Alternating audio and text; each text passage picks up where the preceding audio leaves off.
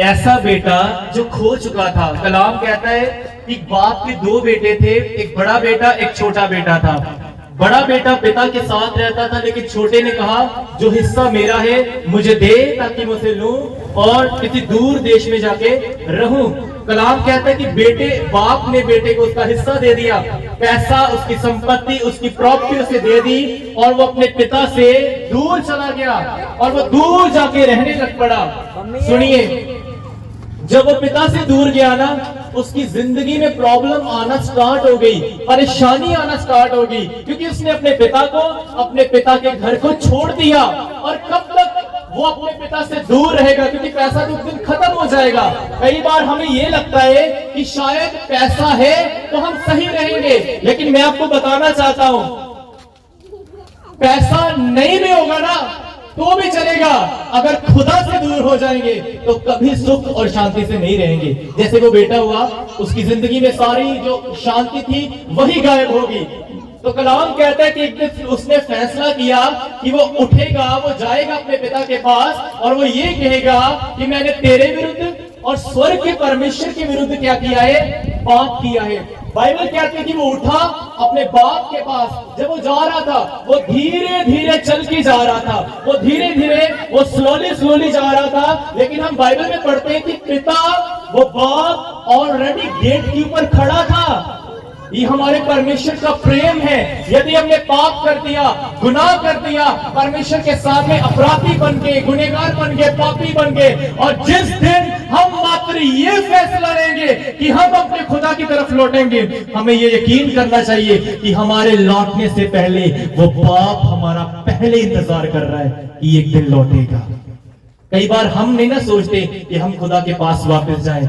कई बार हम अपने पाप में डूबे रहते हैं, लेकिन हमारा परमेश्वर हमसे इतना प्यार करता है ना कि वो पहले ही खड़ा रहता है, ये एक ना एक दिन तो वापस आएगा।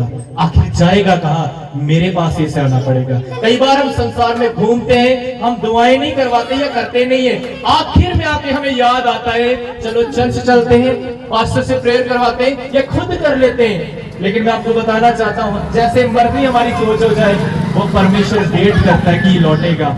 जब वो लौटा ना, वो चल चल के आ रहा था, लेकिन बाप दौड़ के आ रहा था। हमारे परमेश्वर की स्पीड हमारे तरफ आने की हमसे ज्यादा होती है। मैं एक लड़का हूं, यहाँ पर कुछ लड़के खड़े हैं, कुछ बहनें खड़ी हैं। कई बार हमारे मन में आता है कि हम ये पाप कर ले, लेकिन कोई फायदा नहीं इसका। खुदा हमें बुला रहा है, पाप हमें खींचता है। बेशक हम स्कूल कॉलेजेस में या अलग अलग जगहों में जाते हैं, वहां पर गुनाह हमें खींचने की कोशिश करता है, लेकिन हमें हर जगह ये याद रखना चाहिए कि हमारा स्वर्गीय पिता हमारी ओर दौड़ के आता है जब हम उसकी ओर जाते हैं। जब वो बेटा गया ना अपने घर में, उसे 3 चीजें मिली, और ये 3 चीजें परमेश्वर हमें भी देना चाहता है, हमें भी देना चाहता है। आपने बड़ी बड़ी मीटिंग्स में ये प्रचार सुना होगा, बड़ी बड़ी सभाओं में ये प्रचार सुना होगा कि यीशु मसीह आपको चंगाई देगा, आपको पैसा देगा, धनवान करेगा। इसमें कोई शक नहीं है कि खुदा ये देता है, लेकिन ये दूसरे नंबर के ऊपर है। पहले नंबर के ऊपर जो हमें देना चाहता है ना, वो हमें प्रचार नहीं किया जाता। जो उस उड़ाऊ पुत्र को मिला, वो खुदा हमें देना चाहता है। जब वो बेटा अपने बाप के घर में वापस आया, गया तो वह साफ सुथरा था, लेकिन जब वो वापस आया ना, उसकी हालत बिगड़ चुकी थी, पूरी खराब हो चुकी थी। बाप ने सबसे पहले पता क्या कहा? एक काम करो, इसके कपड़े उतारो जो गंदे हैं, जो मैले हैं, जो मैले हैं, इसे साफ सुथरा बनाओ, इसे सही करो। जब हम परमेश्वर के पास लौटेंगे ना, खुदा सबसे पहले पता हमारे साथ क्या करेगा? हमें अपने पवित्र ब्लड के साथ क्लीन करेगा, साफ करेगा। और गुनाहों की माफी नदियों के ऊपर नहाने से नहीं मिलती, गुनाहों की माफी माला फेरने से नहीं मिलती, गुनाहों की माफी हमारे अच्छे कर्म करने से नहीं मिलती। चींटियों को खाना डाल लो, कुत्ते को रोटी खिला लो, अच्छे काम कर लो, इन अच्छे कामों से गुनाहों की माफी कदापि नहीं मिलती। जैसे आज संसार के लोग माफी पाने के लिए अच्छे कर्म कर रहे हैं, जो इंसान अपनी ताकत से अपने आप को चंगा नहीं कर सकता, वो अपनी ताकत से पापों की माफी भी कैसे पा सकता है? कदापि नहीं। वो खुदा देता है। और कैसे? अपने प्रिय बेटे यीशु के लहू के द्वारा, क्योंकि उसके लहू के अंदर कोई पाप, कोई गुनाह नहीं है, पवित्र ब्लड है उसका। सबसे पहले परमेश्वर हमें माफ करता है और वो नए वस्त्र का मतलब एक ही है, वो हमें अपने लहू में ढांप देगा, लहू में कवर कर देगा। और आगे पता क्या हुआ, उस बेटे को क्या मिला, उस बेटे को एक अंगूठी दी गई। अगर आपने बाइबल में ये अध्याय को पढ़ा या सुना ना, उस बेटे को क्या दी गई, एक अंगूठी। अंगूठी का मतलब क्या होता है, अंगूठी किसको पहनाई जाती है, जहां पर नई नई शादी होती है वहां पर क्या पहनाते हैं, अंगूठियां।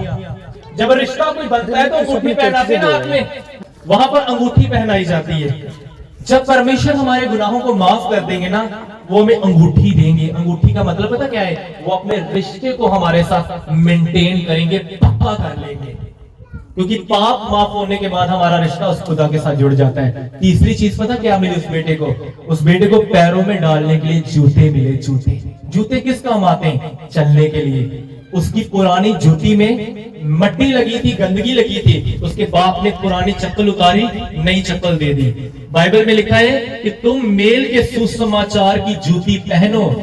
दाऊद क्या कहता है, तेरा वचन मेरे राह के लिए क्या है, दीपक, ज्योति, उजियाला है, जो मेरे रास्ते को क्लियर करता है तेरा कलाम।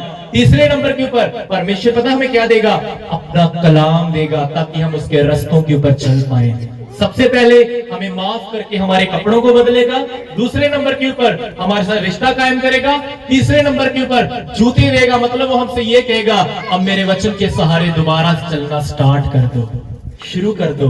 खुदा हमें ये तीन चीजें सबको देना चाहता है, मुझे भी देना चाहता है, और दी भी है, आपको भी देना चाहता है। कईयों को दी होगी, कईयों को देगा, लेकिन तभी जब आप अपने मुंह से खुदा को पुकारोगे। पास्टर के सामने अपने सर को रखने से कुछ नहीं होगा।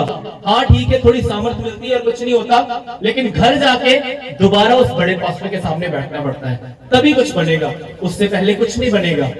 तो कैसे होगा ये, नए नियम के अंदर एक बंदा था पतरस। पतरस जब पानी के ऊपर चल रहा था ना, खुदा ने कहा चल किया, चलने लग पड़ा, लेकिन इधर उधर ध्यान किया, दोबारा गिरने लग पड़ा।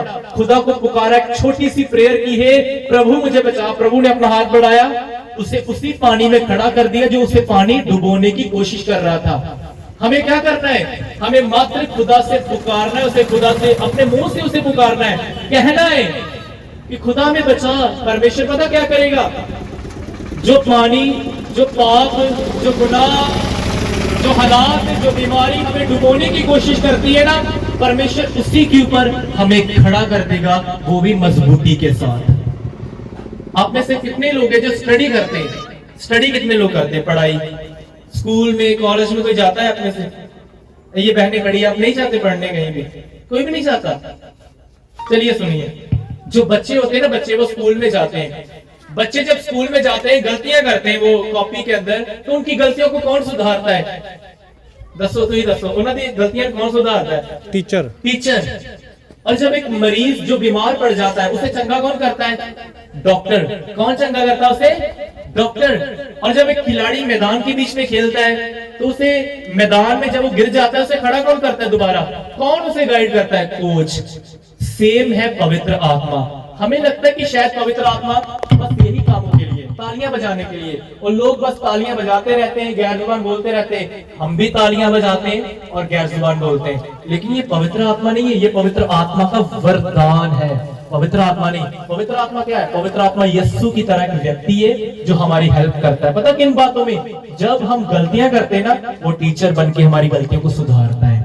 जब हम बीमार पड़ते हैं ना आत्मिक रीति से, वो एक डॉक्टर बन के हमें चंगा करता है। और जब जब भी हम शैतान की मार खा के गिरते हैं ना, वो कोच बन के हमें खड़ा कर देता है, उठा देता है। ये पवित्र आत्मा की ताकत है। तो ये तभी होगा जब आप अपने मुंह से पुकारोगे।